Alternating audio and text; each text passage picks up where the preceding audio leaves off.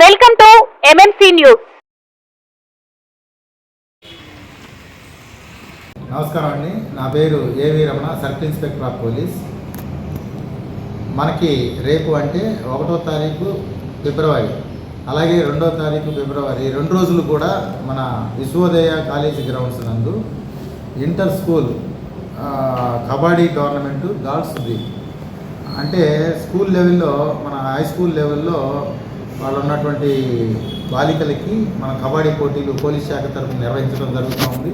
దీనికి సంబంధించి మనం గ్రౌండ్ కూడా పూర్తిగా వాళ్ళకి ఏ రకమైన ఇబ్బందికరమైనటువంటి పరిస్థితి లేకుండా వాళ్ళకి గ్రౌండ్ కూడా ఇసుకని, అంటే శాండ్ని, అక్కడికి గ్రౌండ్ శాండ్ని తోలి వాళ్ళకి ఏ రకమైనటువంటి గాయాలు కాకుండా అన్ని రకాలైనటువంటి ప్రికాషన్స్ తీసుకోవడం జరిగింది.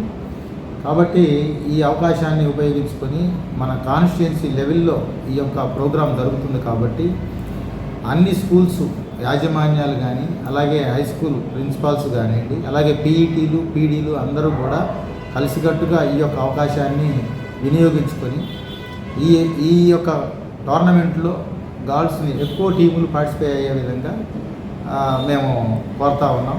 దీనికి సంబంధించి 1st, 2nd, 3rd అలాగే కన్సోలేషన్ ప్రైజెస్ కూడా మనం ఏర్పాటు చేయడం జరిగింది. క్యాష్ రివార్డుతో పాటుగా షీల్డ్స్, అలాగే మెడల్స్, అలాగే సర్టిఫికెట్స్ కూడా ఇందులో ఇవ్వడం జరుగుతూ ఉంది. అలాగే క్రీడాకారిణులందరికీ కూడా మధ్యాహ్నం 1వ తారీఖు కానీ 2వ తారీఖు కానీ మధ్యాహ్నం పూట భోజన సౌకర్యం కూడా మనం ఏర్పాటు చేయడం జరుగుతుంది.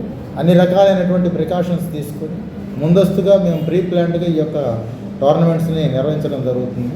యాక్చువల్గా మనకి వెంకటగిరిలో ఉన్నటువంటి విశ్వోదయ కాలేజీ గ్రౌండ్స్లో చాలా కాలం నుంచి అక్కడ సరైనటువంటి సౌకర్యాలు లేకపోవటం వల్ల అది మందు తాగే వాళ్ళకి అడ్డాగా మారి అన్ని రకాలైనటువంటి అసాంఘిక కార్యకలాపాలు జరగటానికి ఆస్కారంగా అక్కడ నిలయమై ఉంది.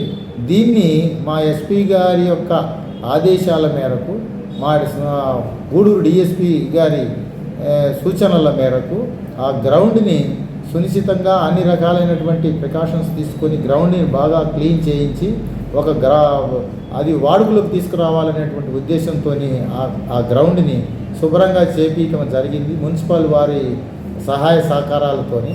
అలాగే దానిలో ఒక టోర్నమెంట్ పెట్టేసి దీన్ని వెంకటగిరి ప్రజానీకానికి అందుబాటులోకి తీసుకురావాలనేటువంటి ఉద్దేశంతో ఈ యొక్క కార్యక్రమాన్ని పోలీస్ శాఖ తరఫున నిర్వహించడం జరుగుతుంది.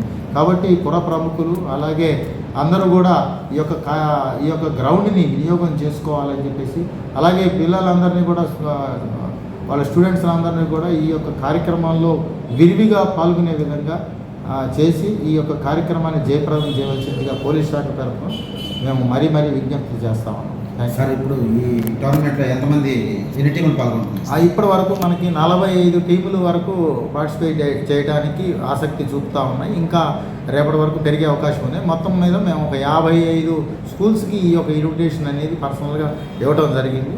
కాబట్టి ఇంకా టీమ్స్ రేపు ఉదయం వరకు ఇంకొక 4-5 పెరిగే అవకాశం, మొత్తం మీద ఒక 50 టీముల వరకు వచ్చే ఆస్కారం ఉంది. అంటే పార్టిసిపేట్ చేసేవాళ్ళు రేపైనా నమోదు చేసుకునే అవకాశం? రేపు ఉదయం 9 గంటల వరకు కూడా ఈ అవకాశం ఇస్తున్నాము. 9 గంటల తర్వాత డ్రా తీయబడుతుంది. కాబట్టి డ్రా తీసాక కొంచెం ఇబ్బందికరమైన పరిస్థితి ఉంటుంది మళ్ళీ అందులో మెర్జీ చేయడం.